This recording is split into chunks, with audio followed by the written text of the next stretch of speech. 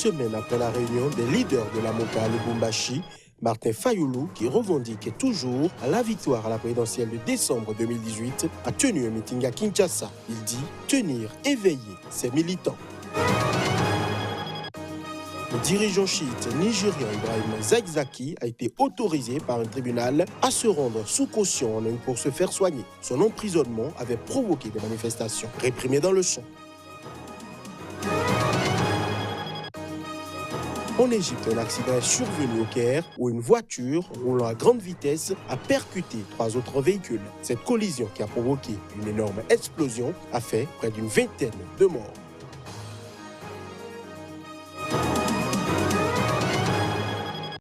C'était là le sommaire de ce journal. Bonsoir à chacun, bonsoir à tous. Une semaine après la réunion des leaders de la Monka Lubumbashi, Martin Fayulu, qui revendique toujours la victoire à la présidentielle de décembre 2018, a tenu un meeting à Kinshasa. Objectif, dit-il, tenir éveillé ses militants. Les détails. C'est un terrain que Martin Fayulu connaît très bien. Ses meetings ici, au camp Luka, connaissent toujours un grand succès. Il est venu dire à ses militants qu'il n'abandonnera pas le combat de la vérité des urnes. Quoi qu'il fasse, la vérité des urnes va être révélée. N'est-ce pas comme ça ? Il ne faut pas avoir peur, a lancé à ses supporters Martin Fayulu, et ce, même plusieurs mois après la tenue des élections. Cela fait 7 mois depuis les élections. Est-ce que la flamme s'est éteinte, a-t-il poursuivi? Martin Fayulu s'est une fois de plus attaqué à l'ancien président Joseph Kabila, qu'il accuse d'utiliser la corruption pour, dit-il, maintenir son système même après les élections. Il a également apporté son soutien publiquement à Jean-Jacques Muyembe, nouveau coordonnateur de la riposte contre Ebola qui sévit dans les provinces de l'Ituri et du Nord Kivu. On a placé là Dr Muyembe. C'est lui qui avait combattu Ebola à Bikoro. C'est un fils du pays qui s'y connaît. Il faut le suivre, a expliqué le candidat à l'élection présidentielle de 2018. Martin Fayulu ne s'est par ailleurs pas appesanti sur l'avenir de la plateforme Lamuka qu'il co-dirige avec Jean-Pierre Bemba, Moïse Katumbi et Adolphe Mouzito. Cette sortie intervient une semaine après la réunion des leaders de Lamuka à Lubumbashi. Au Soudan, les militaires au pouvoir et les chefs de la contestation convenus de former le 18 août prochain l'instance chargée de mener la transition politique. Cette date fait suite à la signature de la déclaration constitutionnelle entre les deux parties, une signature célébrée par les manifestants dans les rues de Khartoum. Voici les images.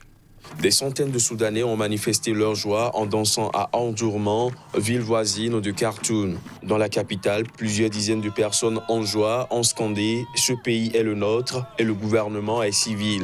Cette manifestation de joie est intervenue dimanche après la signature par les généraux au pouvoir et les chefs de la contestation à Khartoum d'une déclaration constitutionnelle qui, avec une déclaration politique conclue et signée auparavant, forme l'accord global sur un pouvoir civil.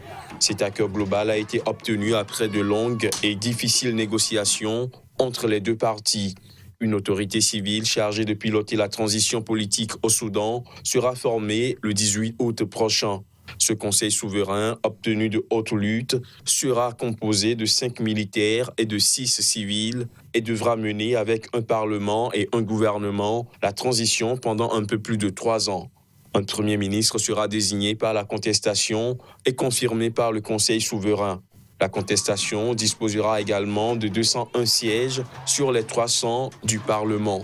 Ce nouveau conseil souverain, où les civils auront la majorité, sera mis en place au lendemain du début du procès pour corruption du président Omar El-Béchir, destitué et arrêté par l'armée le 11 avril dernier sous la pression de la rue.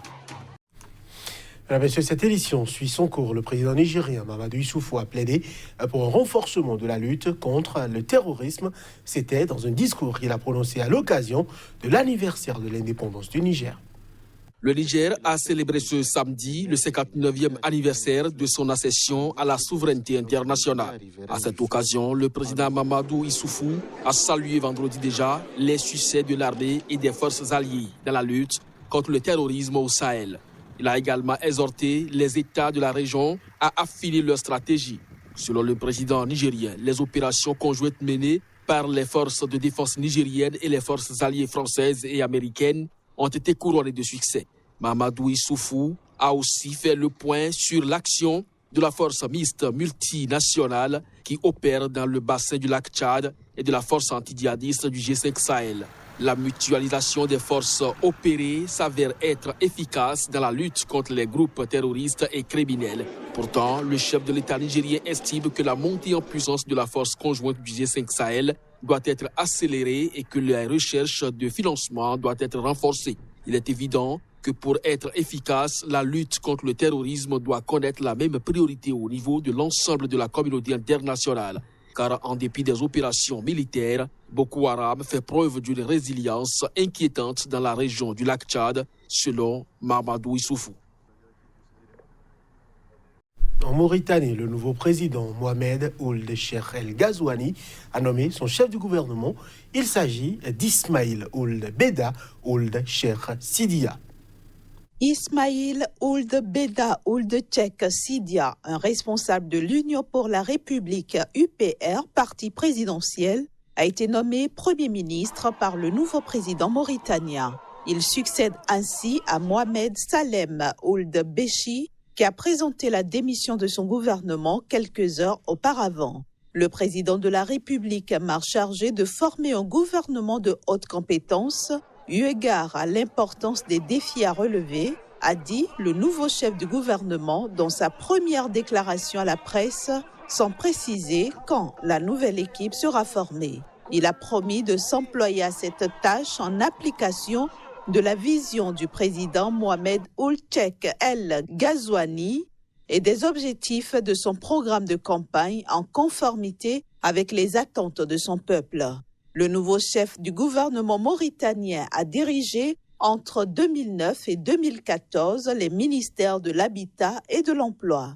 Ismaïl Ould Beda Ould Cheikh Sidia a également été président de la zone franche de Nouadhibou sous le régime de l'ex-président Mohamed Ould Abdelaziz. Je l'annonçais en titre, le dirigeant chiite nigérian Ibrahim Zakzaki, dont l'emprisonnement a provoqué des manifestations réprimées dans le sang, a été autorisé par un tribunal à se rendre sous caution en Inde pour se faire soigner. L'annonce a été faite ce lundi par son avocat. Ibrahim Zakzaki, fondateur du mouvement islamique du Nigeria, MIN, est détenu avec son épouse Zina Ibrahim depuis leur arrestation en décembre 2015 après la répression d'une manifestation qui avait fait plusieurs centaines de morts. Le MIN est un groupe représentant la minorité chiite du Nigeria où la majorité des musulmans est d'obédience sunnite. Inspiré par la révolution iranienne et revendiquant des millions de fidèles dans le nord du Nigeria, il a manifesté quasi quotidiennement ces derniers mois dans la capitale Abuja pour obtenir la libération de son leader dont le procès avait été fixé à lundi après avoir été ajourné. Au moins 6 manifestants, un journaliste et un policier avaient été tués le 22 juillet dans des violences qui ont éclaté pendant une marche. Le MIN a été interdit par la présidence nigériane fin juillet et le groupe qualifié d'organisation terroriste par la police. Ses partisans avaient suspendu les manifestations jusqu'à lundi dans l'attente du jugement, tandis que les avocats réclamaient la libération sous caution de Zakzaki pour lui permettre d'aller se faire soigner à l'étranger. Le juge a ordonné que Zakzaki puisse prendre un vol pour l'Inde pour y bénéficier d'un traitement médical, d'après l'avocat Femi Falana. Sa femme a également été autorisé à quitter le Nigeria avec lui, selon un membre de l'équipe de défense du dirigeant chiite. Cette décision peut entraîner une baisse de la tension avec le MIN, mais les autorités ont dans le passé ignoré une décision de justice demandant en 2016 la libération de Zakzaki, lançant contre lui d'autres poursuites, notamment pour homicide, un crime passible de la peine de mort. Selon le parquet, l'accusation étudie le jugement pour voir si elle va faire appel. En Égypte, un accident est survenu au Caire où une voiture roulant à grande vitesse a percuté 3 autres véhicules. Cette collision qui a provoqué une énorme explosion a fait près d'une vingtaine de morts et une trentaine de blessés. Les détails.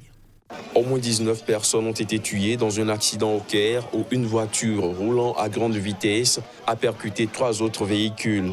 Un bilan annoncé ce lundi par le ministère de la Santé. Selon la même source, 30 autres personnes ont été également blessées. 3 ou 4 blessés sont dans un état critique dans l'unité de soins intensifs avec plusieurs cas de brûlures. L'accident s'est produit avant l'aube. Une voiture roulant à grande vitesse et en sens inverse sur la corniche du Nil a percuté 3 autres voitures. Le choc avait provoqué une énorme explosion. Sur la scène de l'accident se tenaient des voitures calcinées. Les personnes blessées ont été évacuées vers les hôpitaux. Une enquête a été ordonnée par le procureur général afin de déterminer les véritables causes de l'accident. L'Égypte connaît régulièrement de graves accidents routiers ou ferroviaires dus à une circulation anarchique, des véhicules vétustes, des routes et des voies ferrées mal entretenues et peu surveillées, alors que les entorses au code de la route sont courantes. En 2018, 3000 personnes ont péri dans des accidents de la circulation, selon les chiffres officiels. Au Cameroun, pour finir, des responsables d'ONG accusent le gouvernement d'atrocités persistantes envers des détenus interpellés lors de mutineries des prisons centrales de Yaoundé et de Bouéa. C'était lors d'un point de presse organisé dans la ville de Douala, au cours duquel ils ont exigé la démission du ministre camerounais de la Justice. Reportage. Les autorités camerounaises accusées par des responsables d'ONG d'atrocités persistantes envers des détenus interpellés lors des mutineries des prisons centrales de Yaoundé et de Bouéa. Elles condamnent également les détentions ainsi que la torture qu'auraient subi ces détenus lors de leur interrogatoire au secrétariat d'État à la Défense.